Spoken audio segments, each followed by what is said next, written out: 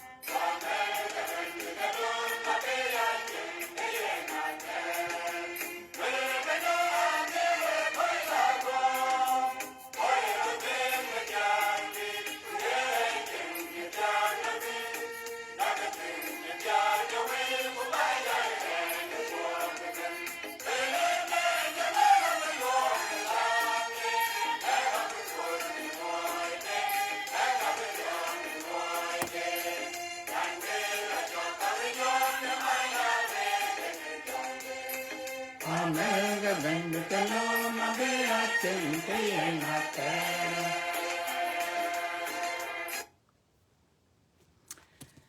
Hallelujah, hallelujah, praise the Lord. Kiran chatting so one bedin to kaba be Paul tena. Wal adin that in kaba dropping.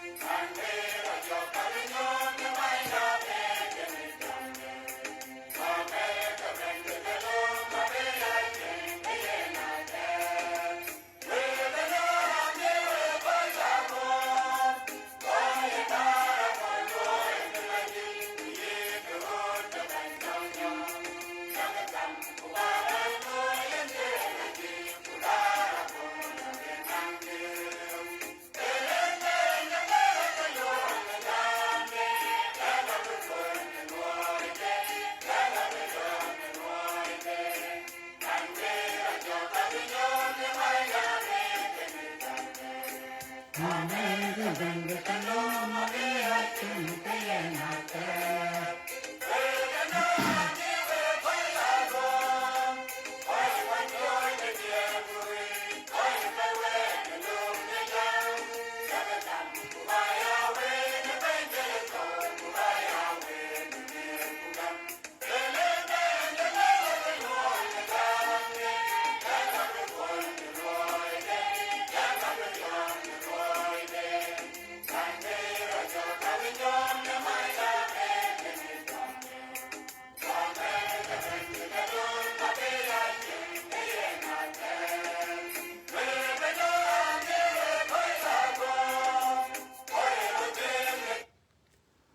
Hello. Wai chakamot, kwe chakalo, rawut kanela chachiran chatting, anche music acha Paul mane almost 10 minutes.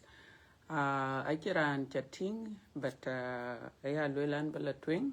achan che video chi bebere it. So banana koi die in the background kan kangating, ka we chakamot achan koi kok achakating. En ran jamet nani chola yang a jang red ani nyan koi duon in Christ an te ben ye kole ba wer ne lich ba bicher kana wek yen ka bayen koi be jal ba ngai benale ka we ta ka loria nerin ka un ko wa ku jong de la je Amin. Cuman chana lwele ane chola yang ajang red ku ye chukre to ya gam ke ye dulang dia. Ke wakin wala twing wa nim gurpin ku wa belang. Na lik peng long da ku ni choda nangin baba ya ko ba una tie bang de bang melang de meleg min ja do ale nyalen kot pio. Biok kin wala biok wara kol abawa bebe kol chira kol in alang pier a chiran walk low loy baba yin to ka ye loy walk ne rin walk baba a jawa be kol chira kol bandit kin be walk for a purpose baba when walk in tiku badia kin ngor walk badia kin be walk baba ko kon walk baba na wel ko pala karai che ran jamatan baba pala karai che chen ko piela ba loel na wut ko nim te chinin baba kwan che lu ba wel ko achal ba ka loel ke kan chat na ra chi baba yen pala karai che yin ya ko ba ka chen cha ka loy ke nye ko ka koi ke baba ko bari yin ya ko ban alen pir yin man che wato ko le lar ka wedya pe baba chiran walk lo be loy tichin riedo ku tichinin tichin jong di la je baba yen bar ko nyan tong ne lek ko ka balwel be ya dandu yin ya ko ba bandit ku chi be ya kre pion men ran kana ja tie yin ren ko won ko wa jong di la je amen thank you so much again a wood kan yalich bung den ben warat miet ye kul ato bung nyot chuk dite tedro I'm so sorry nyot chuk dite tero 20 ku bay babe jamala so yak a long walk min ma ban lo Facebook nyen ku ba wait kan you kwan you telephone you ku wan le wakol ko kan le barer ba nin kero wichran you en so wa ke ka ay chuken yar kuna chen you wala ke ngade ro messed up ke wifi ro messed up so lanka walk achan ke ka chira dia loy an chi wifi ana loy rete yada so an lang nyaling de panyal be wifi be di ke kola so chiman channel bung den ben war mi te kole bung nyot chok di te tero abu gol chok to ka gut chok de ran che yo ka ba kwan chok al e jon ka jam alwel go malaika ngem ne babay nyal ku muktar da abis ku jondi ne yechen ku kwek dara kon pin kuror ter man ye durit ku chaten kurek ne run biana bur ku chwet na bitech ku tik ku netok bewel chok beria dom agute chi run biana bur tok nara eka be jalony ku be yul Wo thôi ngim. Ku koi re ni ke ni. Ku chika yen look. Ku ngem tip ka koch. Chitem ni mway. Ne lek de yechu. Ku ne wet de nyalit. Ka ken la ya dor. Ku ke chithong de. Ku ken ke chit. Loom ne ken him thok. Ku ne ke chen. Go ke ya chen. Ku ye ke dok. Ke ne kere thok. Ne run biya na bur. Ku che biag de. Ku che biag de chithau ne. Che guo pir. Agu thok de run biya na bur. Ye ke ne. Ye ne ke jonde ratwing. Rane thiye. Ku ye lajek. Ranong biag de. Ne jon de rat twing ich. Ke kaka. A chene ton de row. Ke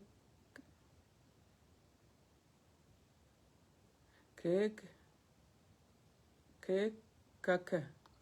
A chene ton de row career. Abia bany ke kaka nyalit. Ku kere tau. Ku ka abia dok. Kene yen nerun biya na bur. Ku na chirun biya na bur thok. Ke chaten abia lony ne machich. Ku be ben bay. Be wel ya dom. Be wel ya dom. Ne ngip. Ke ngwan ke tiop nom. Gok ku me gak. Ab kwa twing. Ku chit chinde. Ku chit chinden ke liet. Ku chit chinden ke liet de bar. Go ke pen te bar tek. Ku yel ke pan de koi chithie. Ku pan nyar. Go maj go ben pen. Pan nyal ku lie kek. Ku chwet durit. Ye ke dom chwete ne barich. Bar de mach ku salpa. Ku sulfur. Te to lay tin. Iya kene nebi ka duom. Ku ka biya lerwe na kol ku wer ater wada. Gwa tondi dir ngim. Ku kerer ni yenam. Kichi tiop nom kene panyal kedway ni yenam. Ku chinte da rer beri yok. Wo koch chito ngim. Koch ti ku koch dit. Eke kaj ne toy nam. Ku chikitab liep. Go kitamde liepit. Kitamde pir. Kuluk koi chito. Ne kay chagar ne kitab pich. Chimande luoy den. Kungembar.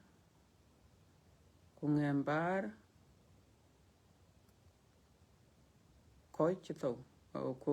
Kugembar koi chito. Ne yeyich. Kugem tau. Kene panda tip ke koch. Gem ke kato ne ke yich. Go ka luok. Nghe chiman de ke ye loy. Ku chwete tau. Kene panda tip ke koch. Chwete ke bar de mach. Ye kene yene ke tondero ye bar de mach Quran kene yok ren Quran kene yoren ne ketam de piri e chi chat bar de mach ke cha kwene tene e weden yale bandita ye lech again we chakalo ne rin ke un ku ha ku jong di la je chot yang da because charan chatting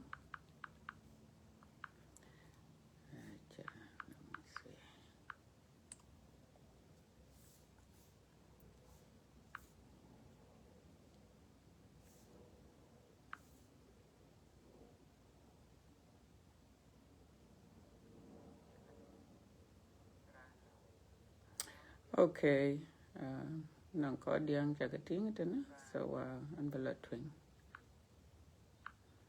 we chakalor ne rin ke un ku ha ku jong di la je ga ya choli chiranta a wut ke bandit kan kin wala twing anong ke tin kar ba cher kan we kitene a cha yo war ku tek de chi ko we yo ya Facebook wo ko we te Facebook nyen ku je la ko nong videos ken chi ka lo Facebook nyen ban de Facebook ko ke Facebook alwel ka videos abaka chot videos abaka chot we starting June ngade pen de tem ke payen intero ku ber ke videos che to ke chir pay ka ba ke chot so kene kar ba share kan week because na yera nang videos kun to ye videos kun yar ke ku chi kor ba ke chot ke ka kor ba ke save mane kor ba ke save te piadun bin ke save tin aba ka ngai save flash drive wala ba ka save ti yinde aba jaltin but videos min bi pen de tem tok pen de tem ke Facebook alwel be videos be ka ya chot so yene kene e kar ba share kene we ka chan ba de dir nong videos piet konto especially ko e wait na akin YouTube kin leb YouTube kin le ora YouTube ku loy ka save YouTube page ko bi chai da YouTube ku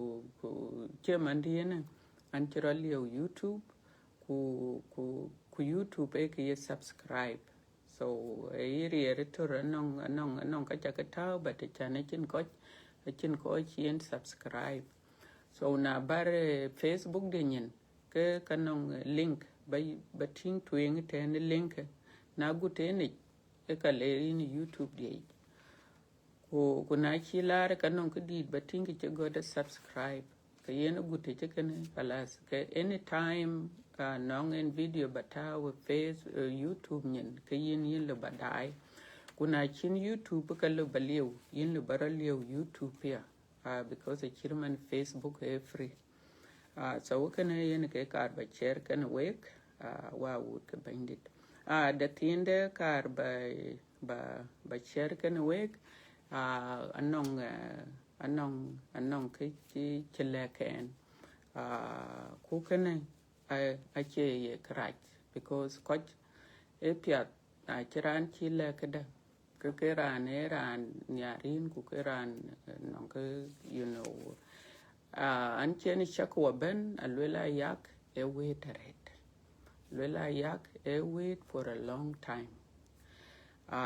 ku kanong ko che jam ku lwela because yak e wait for a long time ko chai dak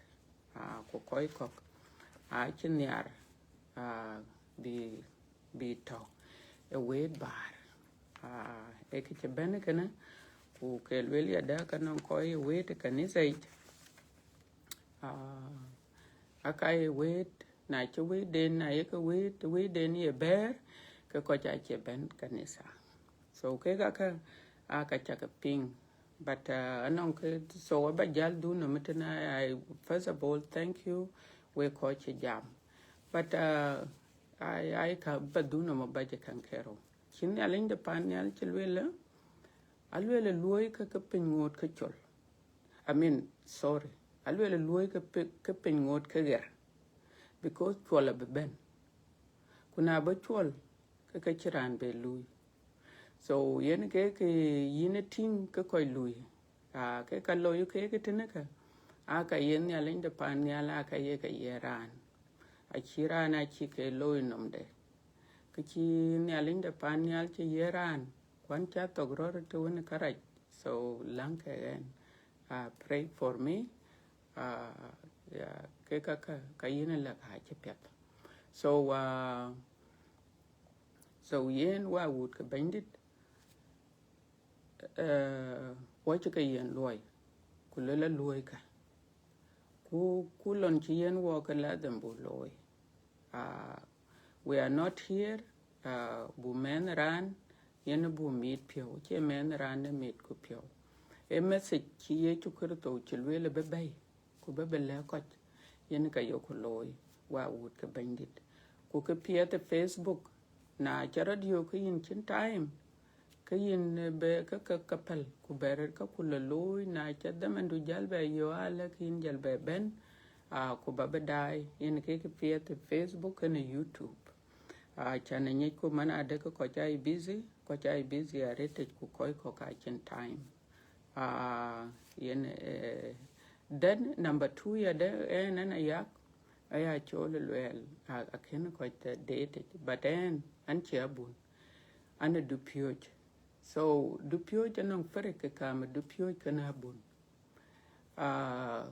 du pyoj e pyoj chan be ke de belorano abun man ku lela arabia geche ka abun ka do cha chana bun na chelo details le belwe ku le riana ale bi jor tana lo bilar pawel chating ale bi jor tana alo bilar tana ku lerin ba te kirta to ka ba wala tekero chating ku le ka arabia ale engine de ale ka retor ale bete ka piwi ku kallo be take kore ku chin ka yoken bun kan but lo balode yin yirane lo ba arabia kwata baget pawel wede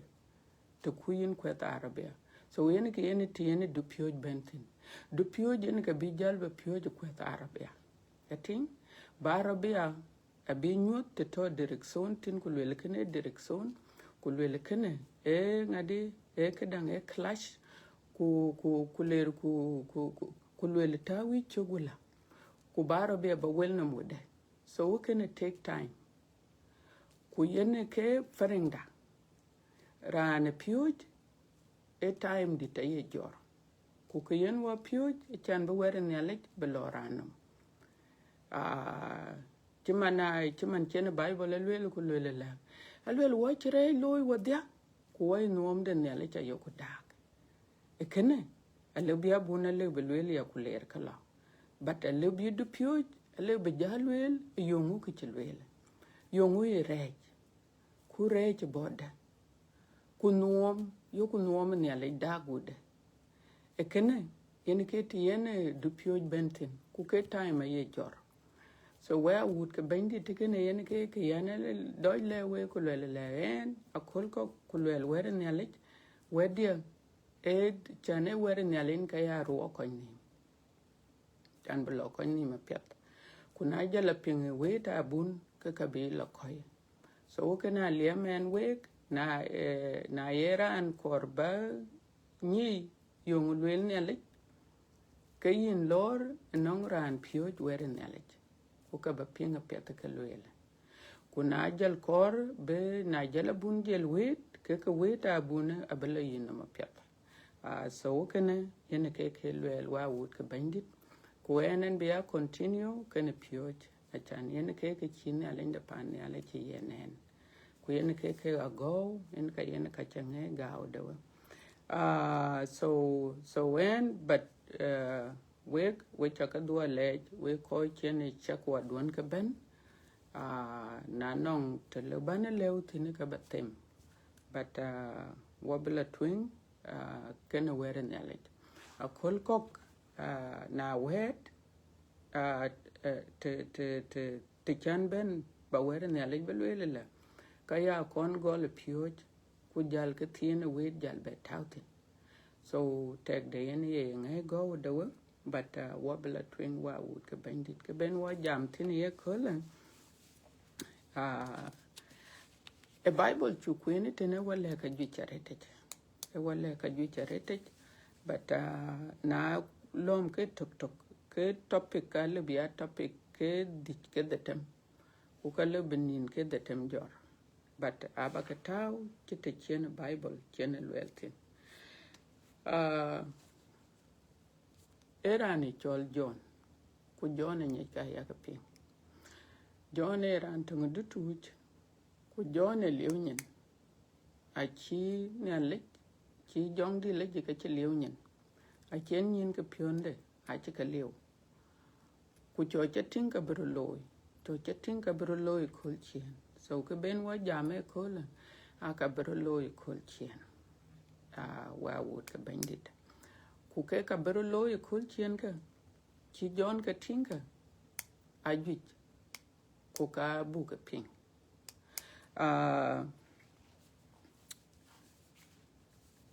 John when chen John liunyin John ngadi a chitin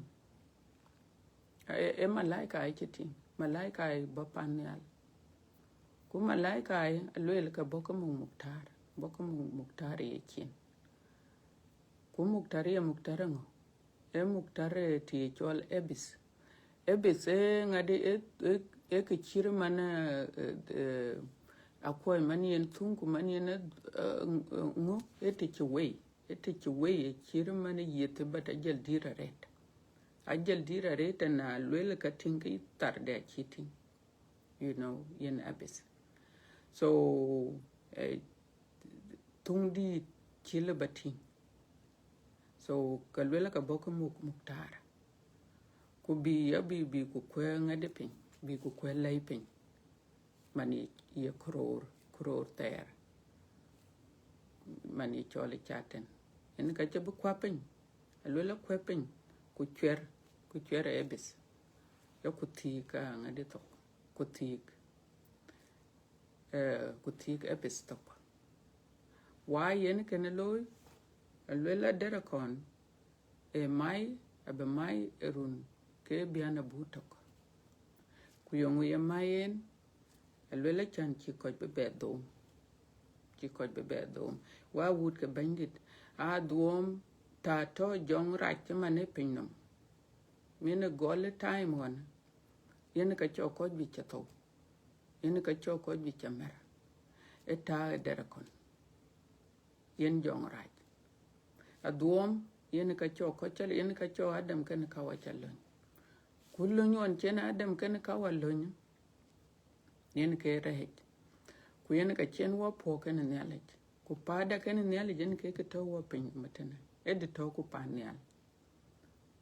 to ku panyal ko ya ping lela ko chen nelet gam ku ko chi wel kan nelet ping abdu panyal so tada pin no matana yen ke pa chen wa pa kan nelet wa wood ka bandit chaka man piet pin no matana le batete to wo ko wo che po kan nelet so yen kan ken golo bible day anon ka kar ba juire tene ka na jala lo bible jala ka bi koi pin so na che adam kan kawa chi rai loy ko wo ka be akwate o ka be akwat aben yin ko en ta to wo pin no tene wo ke bo ya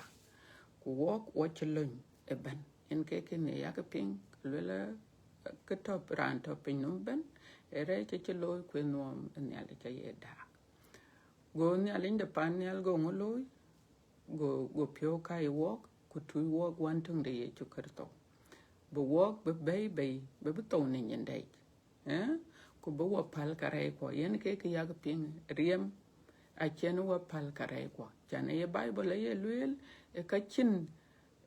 pala we te chiriem che kwer e ke ya ka doj pin kana so yen ke ton ye chu kerto to wen a chan bo pal kare ko bo wa bula char ko bula jik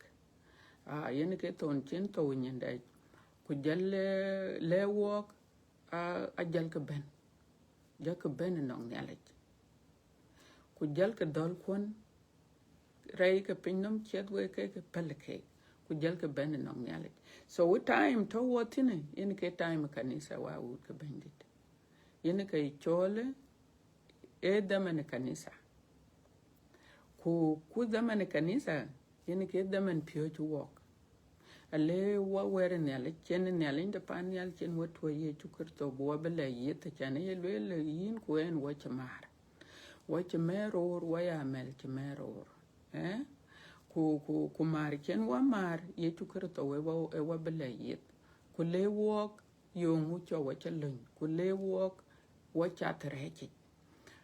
ke kaka ekene yen ke time grace en ke time yak ping en ke time to wotin kaya chol luel tom chermanon chen ne alinda panyal mit ke Israel ke to sarai run ke wan ku pyo ke ne lonke achi yen ke the same way so time to wotina betok time to wotina will come to an end kuna chitok ken ke chi bungu Thessalonica tueng chogdi twan achi le walk ayi luel manada ke yechu kerto abeben kana tunyal kana malaika ya ku tunga bekot na chi tung kot ka ko chi to wa jam kersano ko chi to ne kerto we alwela ka be pa ja ku kwenye kenyal because nyal in the panel akor mitke bi dunyal bi la rer ken yen chan pinnomtena betok ku ka ba tingala e bunga yi ku koy to ke pir alwela ka be ke kwan nyale ya so ka yen kanisa etok achen wel ko ber ke belwel so yin ku en yen ke ta chi yen wo ka kana yen ke ta chi yen wo ka kana ta to wo tin mane yen ke ta yen ye lwela we wel ka we pyot ku ba ke nong nyale ku ba ke pian ka wel ke nyale ku do ko nyale en nyale ko pyo na bare nong en ka peli karai ku pelin karai ku ka cho yin chadu ku yin du pan nyal yen ke ta to wo tin kana wa wut kan nyale achin tada bebeyo na lwel na ye miakol yen bi ye chukur to ku jor ko ke to kanisa eto so period yen ke period ben ye chukur to ben bi ku jor ko acho ko ja jor ka lwela gug de bendi ta bijal ben ku ka cha ping e gug de bendi te lwela ka bro loy ngadi run ke doro so ke run ke doro ka a ben nyale ka tongam ke ne menaran a ben nyale ka tongam ke ne derakon a ben nyale ka tongam so walwela kadir a bijala lon panyal chimani yikura be lon panyal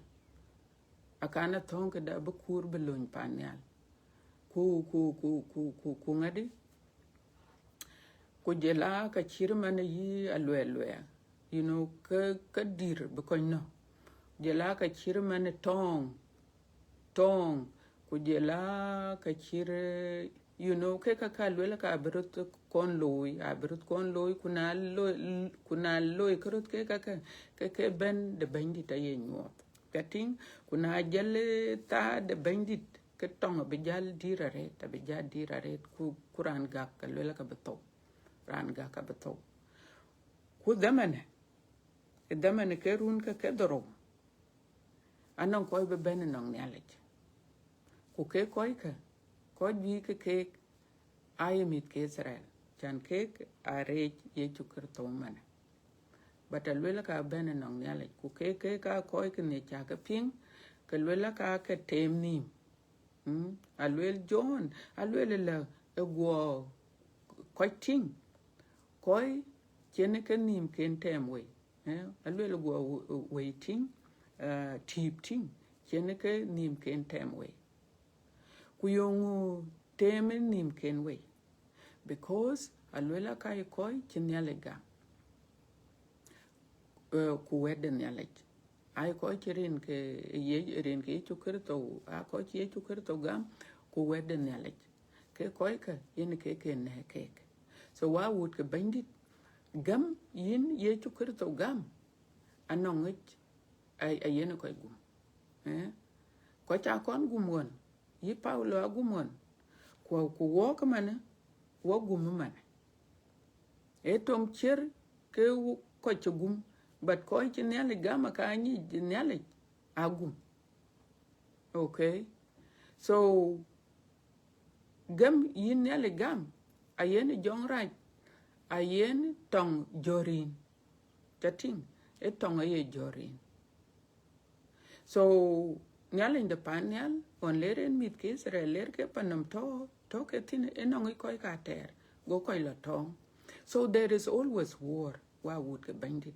na yakanin na iranin ku chem ku jorot ku tole to ku le dol ku le gok ku ka chin ke den kor binyi nyal in du ken hi alwen nyal in the panel alwel pin no metena betok so dun ku ya comfortable e kaka pinnam wacce kurbu ya comfortable e kaka pinnam because pinnam abatok abu ping so wuten ke koika yen ke na ke koika e wet derin ke chukarto so the chen jam tinia so with them damane runke doro wa betoke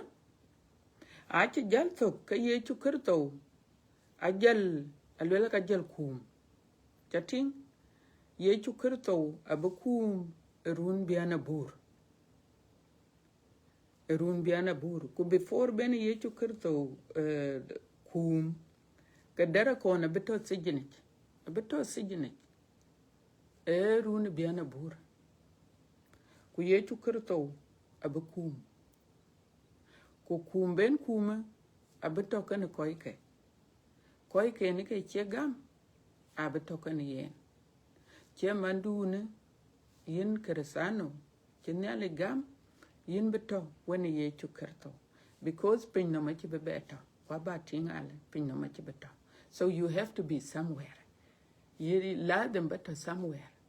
because pin no machi bebeto so wuten daman bene ye chukarto kuma abene anan ko beta but ke kor ku bunyi ena che runde biana bur che tok kalwela dere ko na bijal belon chu pingne alwela ka bijal belon ku ka ko abe che ko alwela ka be nations manene ye juora alwela ka be juora abe bebe dom yatin abe juora abe bebe dom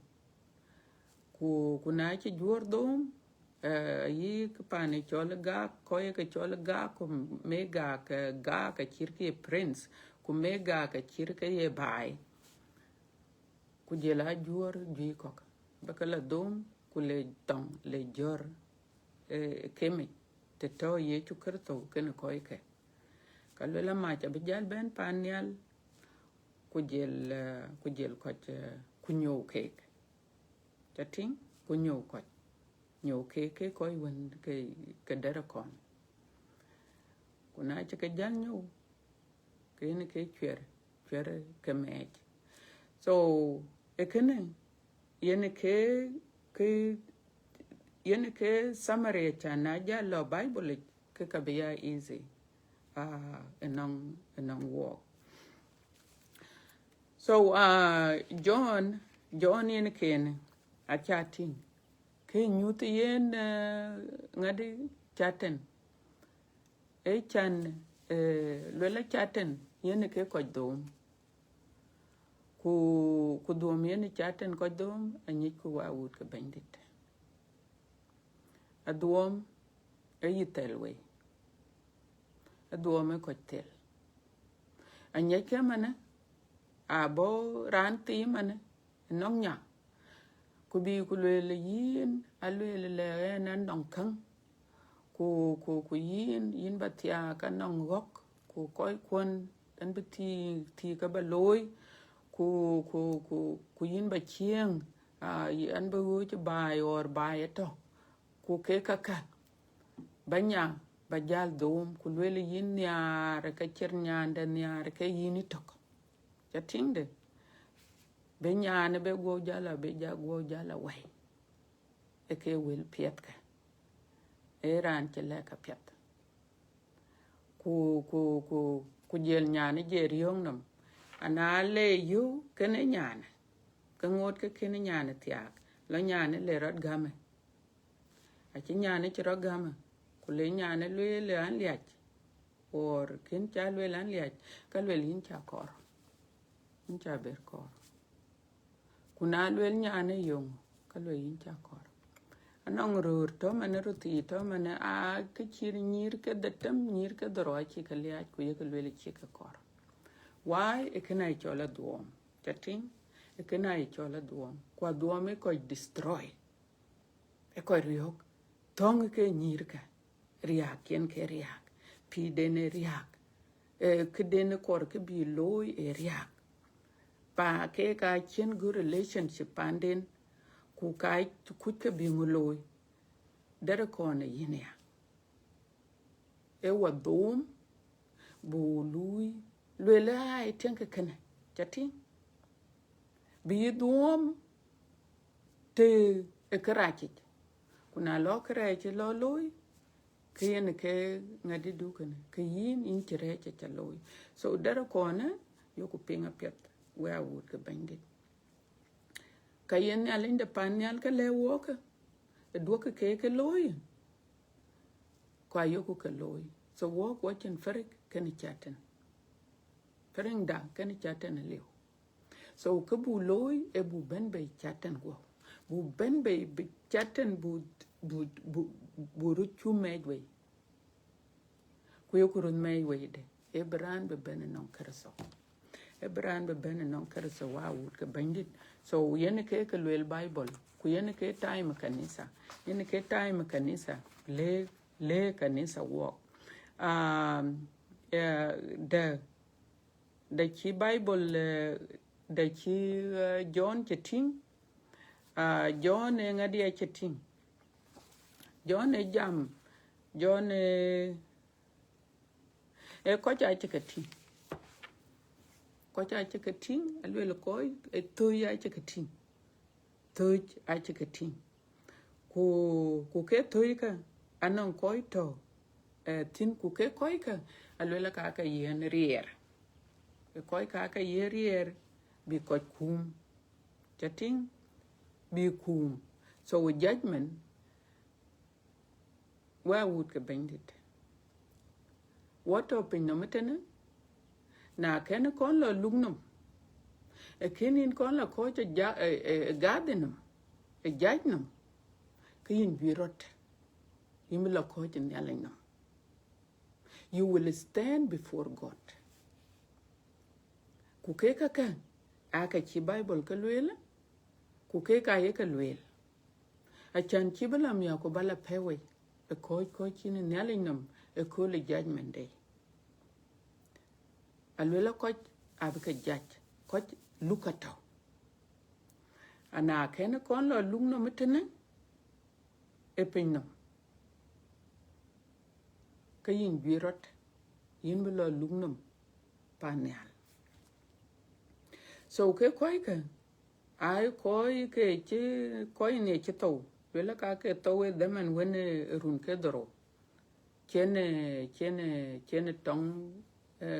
ke dira ret chene nyale chen tong gam kuria ke dira ret ku chate ne tolten ke run ke doro a chene chate ne chen tol chate ne tol ke run ke doro a kudum ko chating e ko dum kulwel yen nyale cái tu win chen lwe lien ya le che anong ko che bagam ku ka lwe ka nong ke che chui lwe ka nong ke che chui che sura de ke chui ku lwe be ya dor go ko go ke ya dor ko ke ye dor ka a chin ke chira lo nong ke ko lwe ka nong chit ye yen ko ichina lwe ka ita ran chen ku china lwe ita ran nom tokotin ku lwe na cha chin lum ka jong ra che chin ke de ken yi apalin che tong lo ken yi bana ken chin ken lum ku chare bador ke yin ke ran temro che ke ko ne che ke temro teten assuming bad beran ran bedung pin ku be ke ka dir bero loy demende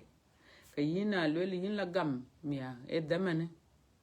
ba jala gam e demen chene jok chen ben chate na ka kum tene pinnam ke run ke ne lwel ka racha ke yin birot but ke koika alwela because a ken ka ke dere kon a ken ke kwanchok kwen ke le walk man e damen choche e damen kanisa yen ke le walk alwela bakabe ne luai raike dok jok kwanchok dok ke ye jok le we dok ke loy wa would ke bandit dok ke loy a chi bible ke le walk e ye ke kango ke kaka example le ke kaka ale ba jar go kwen we ketena ato bung ngade kedang nyot chok di te tero kutok ke nyot chok di te tero kutok ke de chongen te ne chok bari lwelde chok bari lwelde alwel kwarioj kene ko che gam ku koy rach kwa tir kwa bel ku tit ku koy ke idol ku koy ya luet ke dia abnang biag de bar ye dip ne mach ku salfa kane kating ke kaka chito pin no kaka ke e kol chin ko cha kating ke ye dur ja chin ko cha kating ke la o chi ja chin ko cha kating ke ye ngade ke niare dol chin ko cha kating ke koy ke atir ku koy lui karaj chito aya kating kok that what a family ranich ke kaka ke kai ko lar manya ber ene ke le wok so ke koy ke tem ni mwe ke a koy ke re pel ke chi ka ke jok chi ke gam ene ke chok du ye kola na re ke ka ke jok pa ke ka ke ba ke pol ba re ba pol ko ba ben no nyal inde panel ke yin ka ba kwa nyal mia ke yin ka ba kwa nyal mia so ku ke koy ke a le che ke la yen tu a ke la yen tu a chen nge la yen tu ku le ke koy ke ka ba ko kum da chinga de chiting ya John e nyot ka gicheret John e nyot ka gicheret ka berloy so ke koika a chen bible ka jam alwela ka ke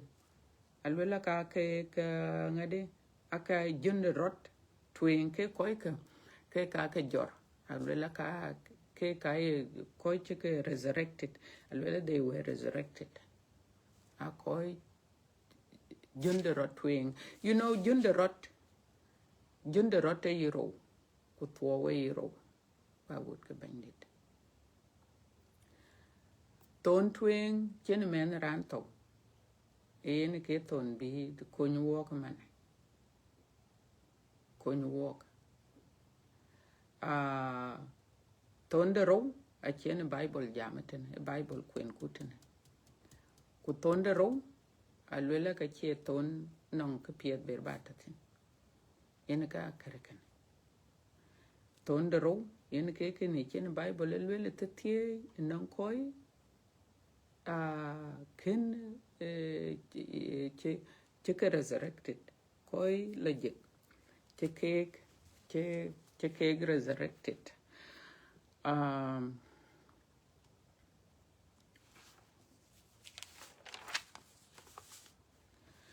allora il Bible ya che le te tie non che koi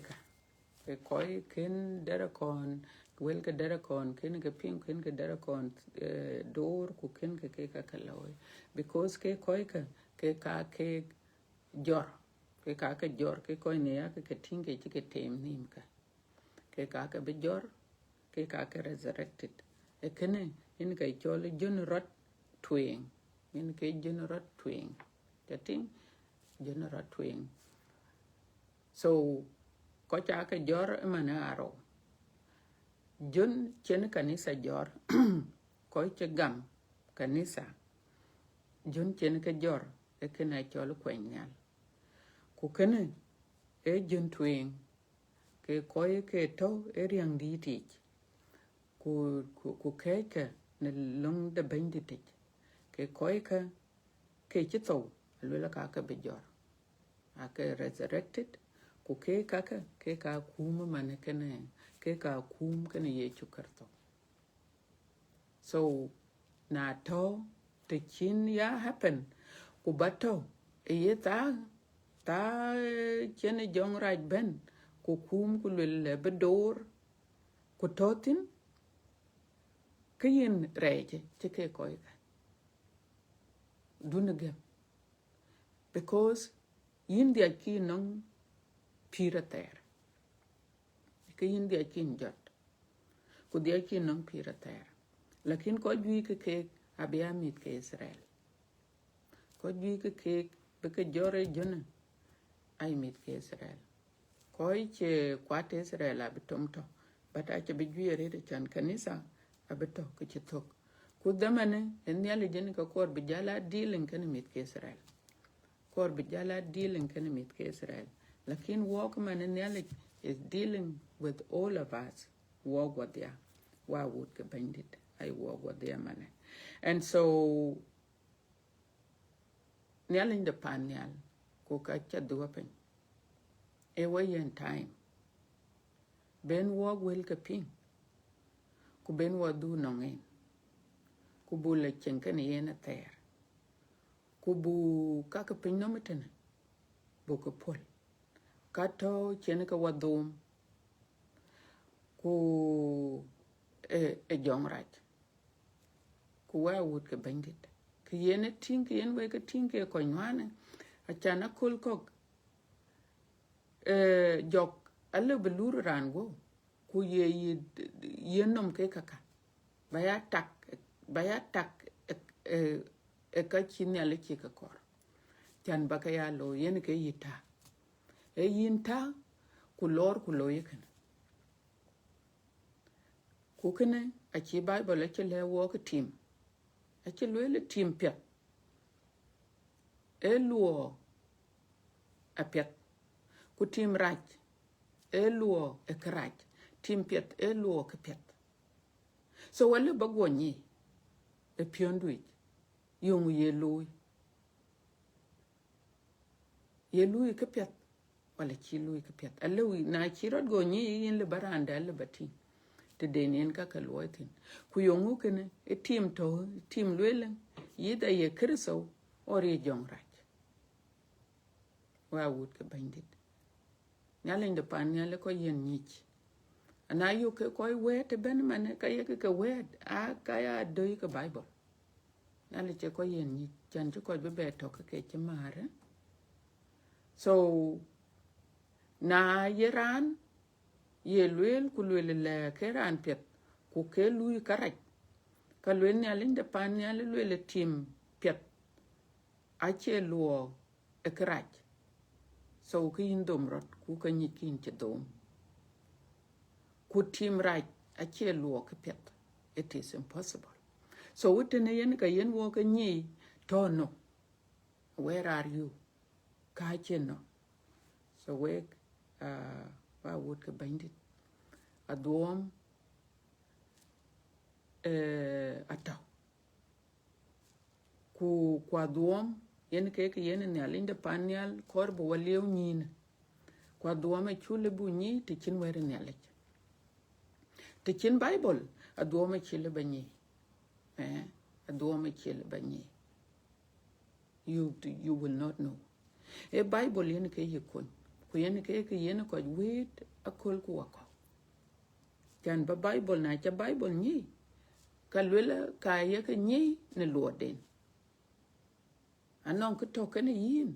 e yile negative yile ke che ke pet ku ye non ke ye tawi non ke che ke pet yong yin ran yong yin cha latin dun kon polo diel pin chating a che yin ke jam ye choli yin jam ba che yin e ke korbi no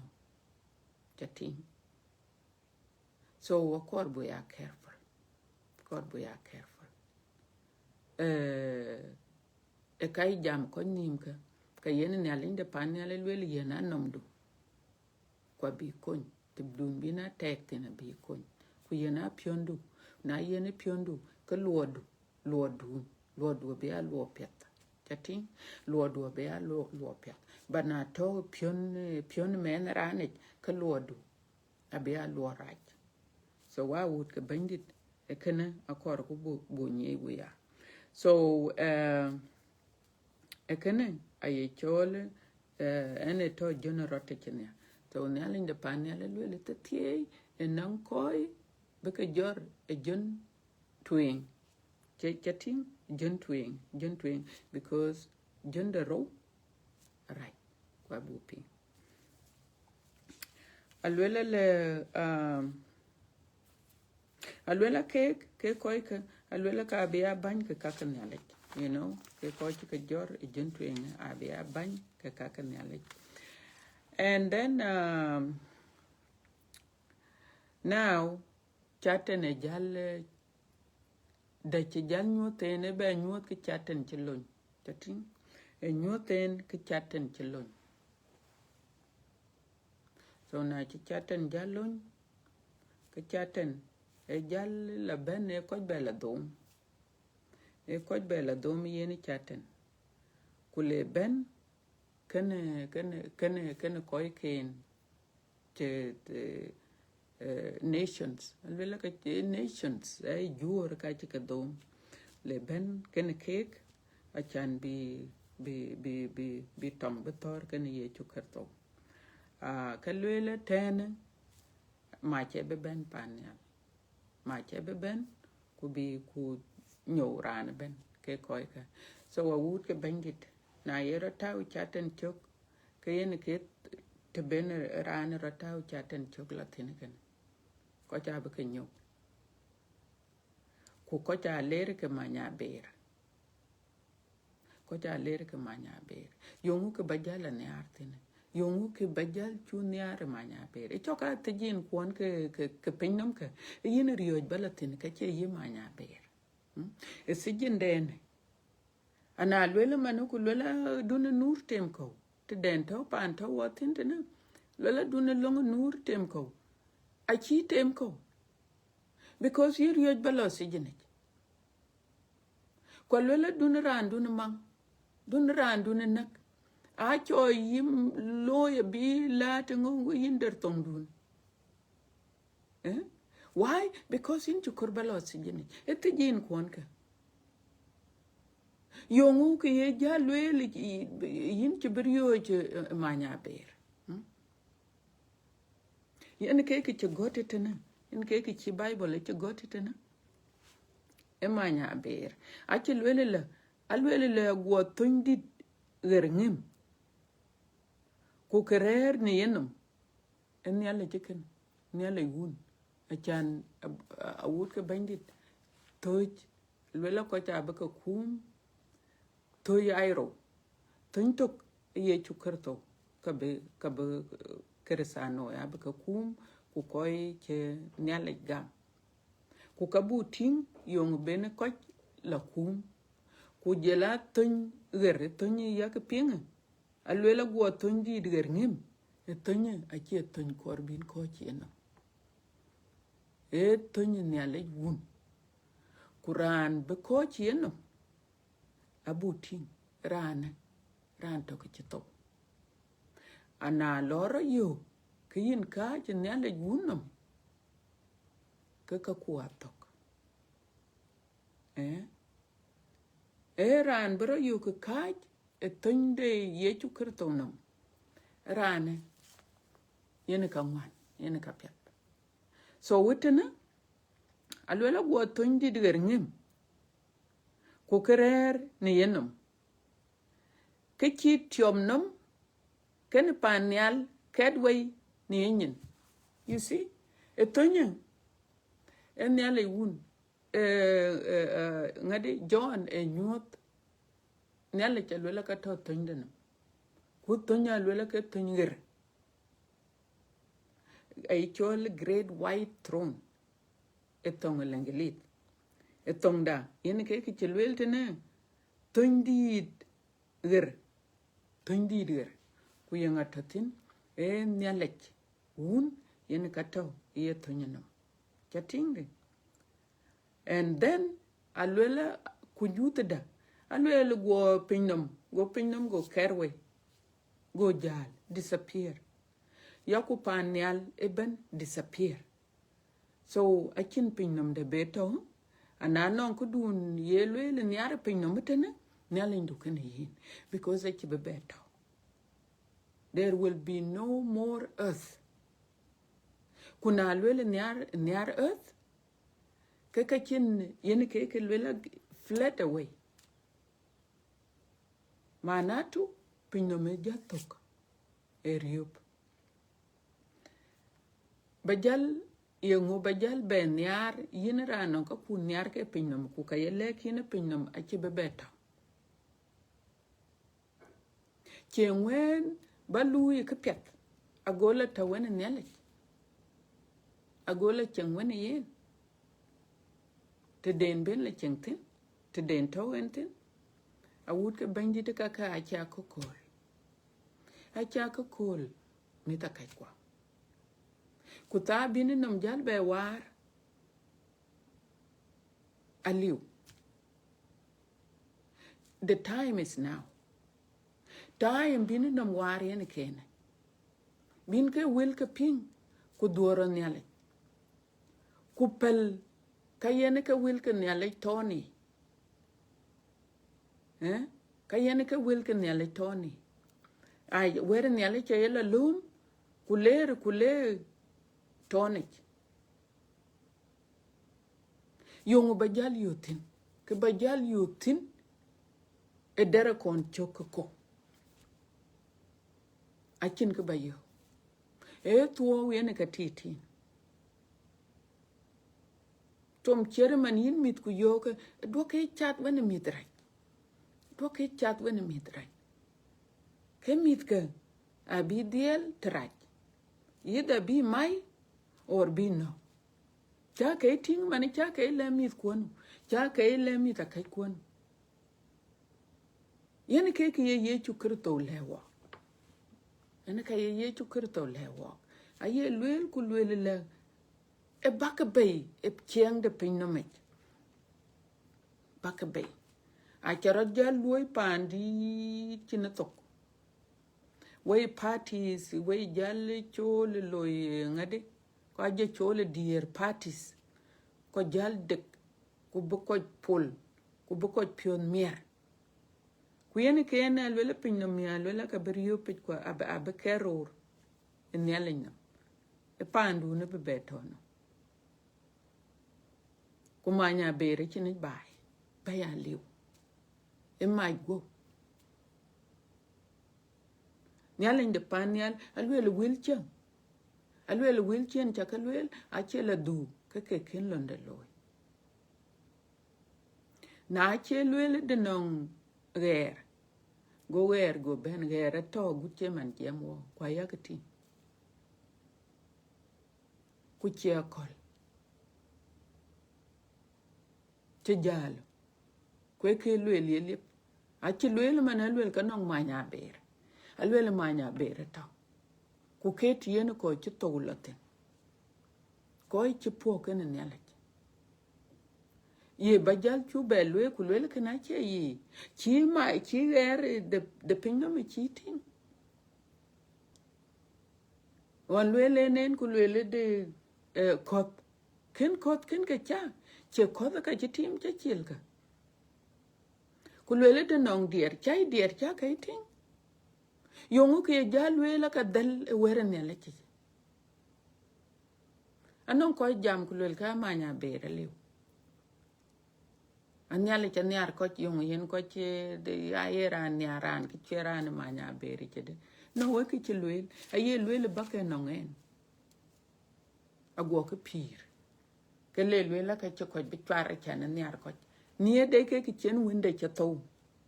nie de ni ke ki chen ye chu cha to inyindui ku nie de yen ke ki chen le ke wil piet ka a chan bara do en ke lwel bande a chule bu belwel ne ale na ner ko yung yen ko char ma nya ber no ani ar ko cha ping alwela ne ale chen ar ko cha red go what we want on the ye chu kerto ken ping kan ko chi lwel ran manen kuran chu kurbe ping wedia abela ma nya ber yung ken ping kan ana jala ma nya ber kin ber la chere ran won kan ladro ladro yo ku le ladro an ci yala re ta le yena ka dia ka piu ban ka tok ngade chana to ma nya ber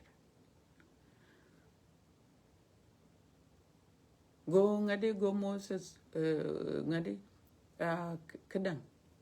I can be yene because that was it you know non kam you cannot chin la chin changes it be loy can be chu bela jor manya be bela bay to petaliu ta yen ken ta to wotin yen ke ta birod war man gola ku le rane le ke yin cho cha du a chan ba mi ta ke cha bakala le chi bi cha tere chi go ye chu ker to go lwel ku lwel kanon koy le ko chi man jemo lwel kanon koy le ko wo ko cha le ke man yin le ku yin ping so the time is now achiranda bi chu bebe na chi chu kerto ben bi ku le ko ku le kanon randu nda bi bele ku yin ken wel ke ye chu kerto ping e ka chira bele ke yin to adu ma yin ken yin ka chola duo non ko korbi no chi korba wel ken ya le ping korba wel ken ya le chi korba ke ping na chi wel ken ya le ping ku chi chatin ku chin ko korba ni kin to adu ma ko adu ma cha adu peta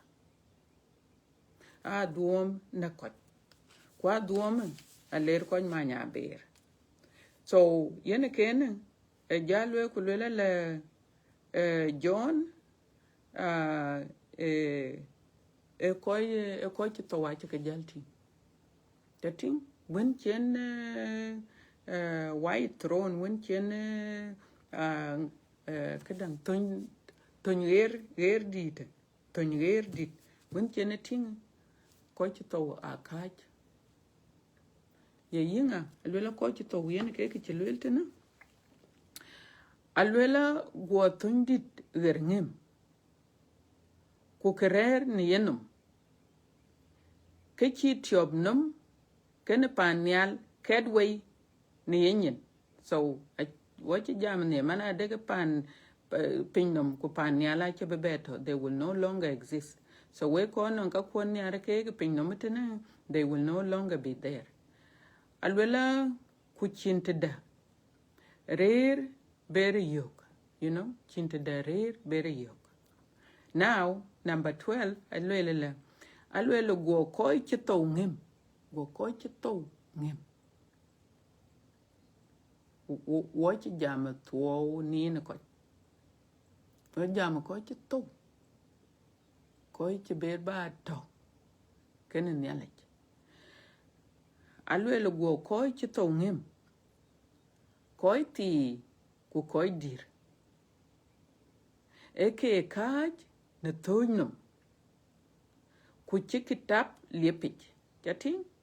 ku chikitab liepich go kitam de liepich so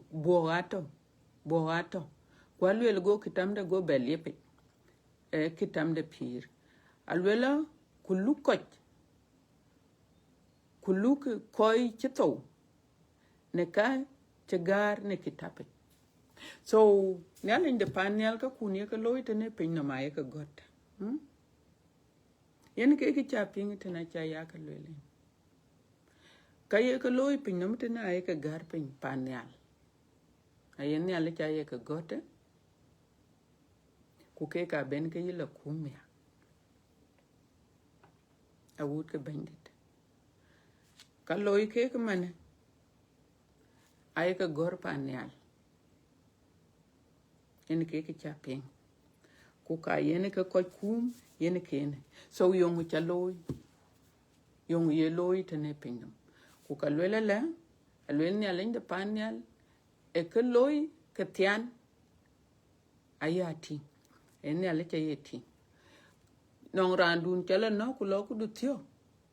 ke chirandun ni chen ke dun chol e ka ku adik e gar pen panel ke chaloi anong ku dun chalwele yipio ke chalwele yipio ka ni ne ale le ale chane ke to pio alwele ka nye so dun lwel ku lwel ke dien to a pio ka chiran che ping ku ena na good nope alwele ne alinde panel alwele ka nye ke to yipio ku gerpin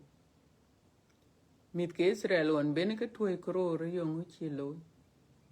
nong wel ke ku ne ale pio riak so wa wut ke bendi te ka ye ke lwel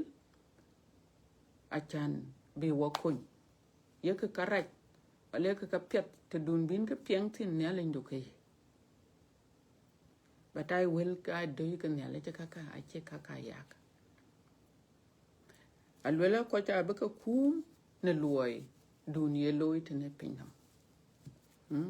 yin ye kora agwe ku chi wel ke ne ale ping yin ye ko lar yin ye ko man yin chuko chniar yin ye lung ke ne ale donko kriye ben chi ne ale lwel ye donko kaka abe ka gote ke tapet ku na lo ko ne ale nam alwela ka bo alep ka yen ke ne chaping tene alwela go kitap lepi go kitap yen ke chogote tene alwela kullu ko chito ne ka gar ne kitapet ke mande loiden luke ke mane ke chi loite ne pinyo yen ke beni la luk chatin alwela ku ye chukurto e kana chol great white throne na lo ko chinale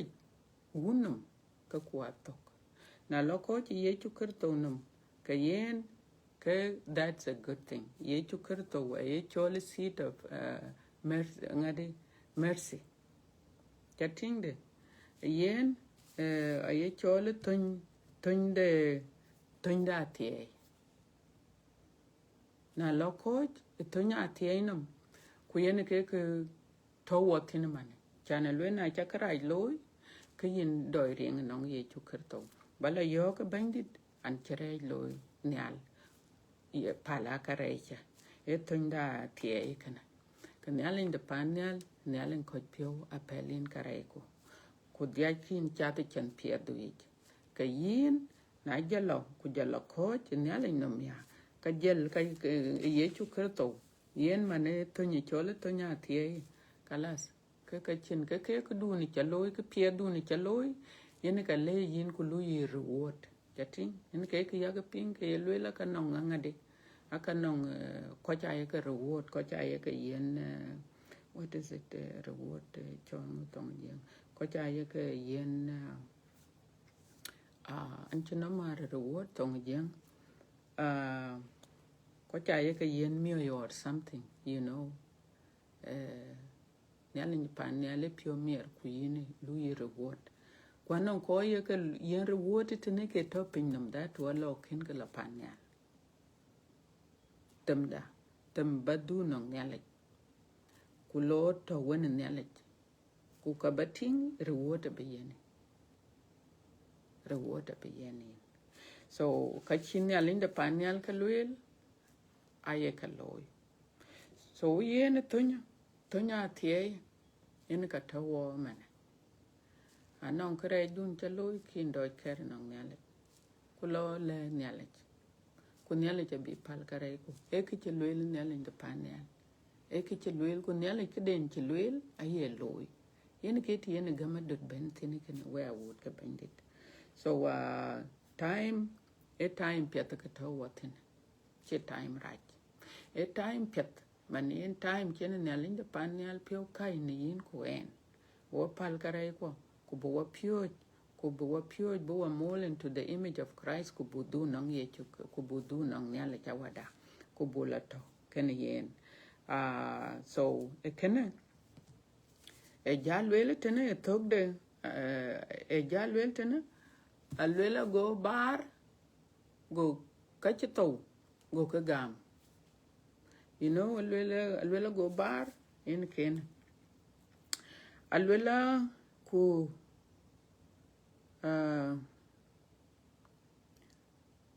okay alwela ku chwete to ken panda tip ka koch chwete ke bar de mach batanong te chene alwela ku gembar ko ichito ne kai ne yeye so anon ko ke tabar chito wherever people died they will give so ran pen chitege pinno mutena alwela piu bear abako abati pa bi ka gam ti be ke ton ke ya bi ka gam ken ko no an damana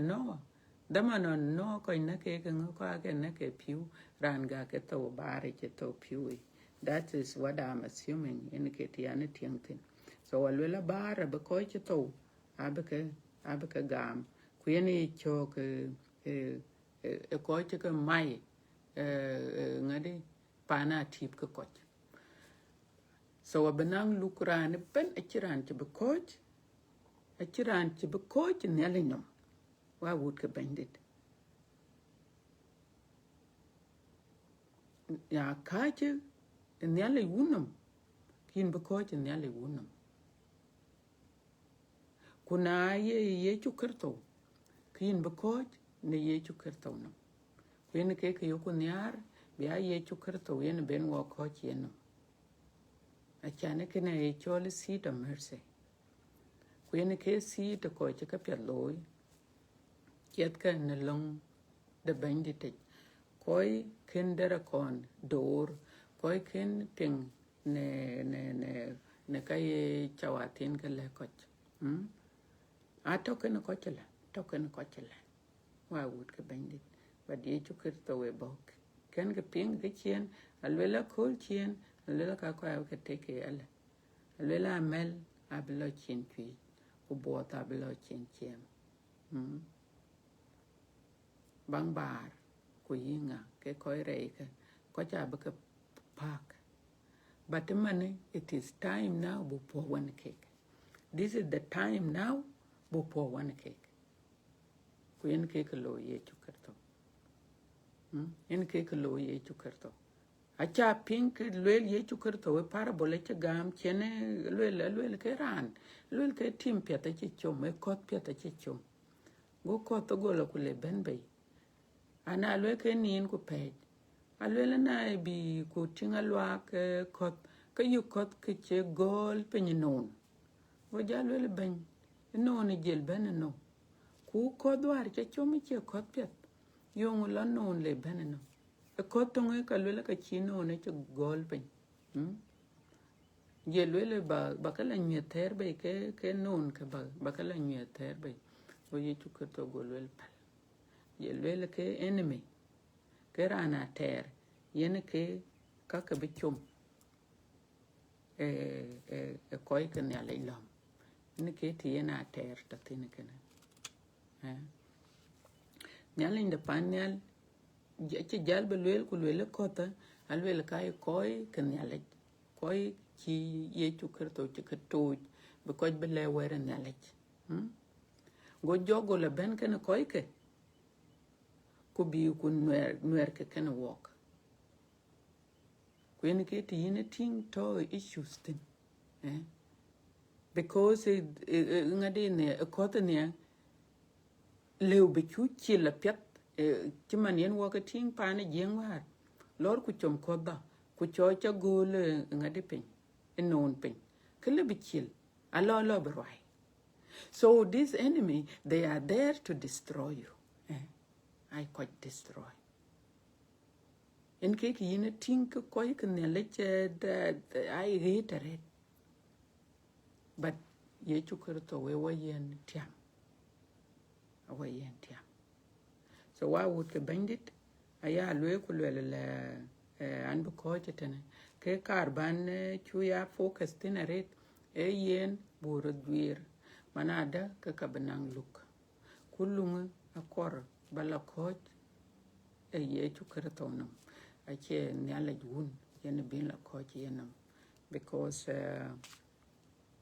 ran bala coach nyala wunum ran bato e jalwel tene dara kona kai dara kona chwar mech cha jating tene alwela ku chwete to kene panda tip ka coach chwete ke bar de mach alwela yekene yene ke ton daro jating kene ne kai chole second death in chukur ba patawe gurumej kai chole ton daro ken ku ton daro ake ton berin be ben be it to intin ke ko chi ke chware mani che e kena e chole ton daro alwela ye kene yene ke ton daro ye bar de match see bar de match yene ke ton daro that's second death alwela Quran kene you Quran kene you rin nikitam de pirit eche chat bar de match chatting so this is the judgment a judgment ku ka chu ping ne mana de ke jong rach e chwar kene e chwar manya berich cho ting tena alwela ku chwete durit ye ke dom chwete ne bar de mach ku salfa te to laitin iya kene nebi ka duom ku ka biya lwerwe ne na kul ku wer ater wad so jong rai ken ke ping alwela ke chwar meche kwa alwela yen ke te to laitin ku yen ke te to nebi ya duom non koi to ke nebi ka duom ke nebi ka duom ka ai ko dom ayina ka chinne alwela la ku yin be nang wen ga didin la ya ku yin be yen la ku yin be yen la kuna ken ke ping nong ne le ke koi ke kai ke chon ne bi ka duom na yi ko do me chen be ke yen we ke koi ke kai ne bi ka duom but nong ne bi a duom man yen nong ka be loy mi e run ke ne ke doroka nong ne bi a duom beto yen ke jem abituar me ke ne dara kon so wa would ke bendit ke ben wo jala ke yong korku e jong rach chok yong chi chu yen ke chi yen ni ko abaja chu le ku lan be ya chate jong rach ka ban chate ngade ku ke ka do men ka yin tana ka kan yalla ci ban tong ce kan yalla ci la lew ye da ka ye diar ka ye rur ka ye diamond ka ye ngo aka kan yalla ci pan len yalla de pan yalla ka to ne pinnum ban lwel ka ka cha a chin tong ye kere e jong rai so yongu ki yeni jal do men man je lwel be jal yeni ke be yeni ne ko so wa would ke bandi e pi down ene ka kor ku bu kon pi kon we ku kiranda be ka kon e yin ka bu we ku dora te nong ye chu kerto bila pal karai ku so wa would ke bandi ta nanong ke chanam jal be mare te ne kan yal inde panyal abo jajwa lakina achron nge leumia ke ka ba ke jal teki chan ka ji cha ka mati la chan a chi bible a ka mati to wen ke ti chan ka mati ke chirot ping nyale kan wek wa would ke bandit wa bonni mgorpen ko wa belong ko be ngade dabu gur wa betok lenko nyale peng long da ko ni cho da et na ngin baba una te yin chu do ala baba ke wel piet kun ka ai wel yin ka wa kon yin nyale pier ko kunyi yin ti ku ba wa kon baba bu ka ya peng ko ba wa kon ne dara kon bandit man kin le dara kon ka ba mai kudaman bene mai baba ka yo ka bechena dom yen inchu dua le ne kichin wa toy wantung do ye chu kerto bo wog belew nyin ko bo wa bele yet ko ba bele wo dom chen wa dom ko bo du ne chiang do yin ya ko ba bandit e yin ka ba dia ki ne ke wel ka le wo ko yin ka ba dia ki ne ya wut ko ko yin ne alen pier chane chin ran wo nong rier yin bandit yinti ku baba yinti ka wut kun ti benete ne baba kon ke nyalen pier ko konyan kon wok baba bu ke wel kun ke bi wa japio ko bi wa gur pio ti manon ti ne petro ti rajor ko wet ko le yong bu loy a chan bo lok kwa le ye ko ki chir 3000 ki chir biana bur ke tiak ko ke nyale gam ko ke loy do yin yakoba bandit yakoba edi ake loy do ya yin ka ba wut ko yin ka ba ke ping baba yin ka ba ke tiong bandit walang ba wata ti ai thong baba ba ka ta ti ai ba ta wut ke ni ke bi ke bandit e bi ping we do yin yakoba yin ka ba ke jwa cho ke chala bi ke tiang na we do yin yakoba bandit kana cha ti yin rin ka un ko ha ko jong di la jek amen. Thank you so much, Awud Bandit. Nyalek abelokan awake. Ko anlang ben nyaleng da panyal bo be mani Nicole chijir. Na piat bo ko chitenen rin ka un ko ha ko jong de la jek. Amen.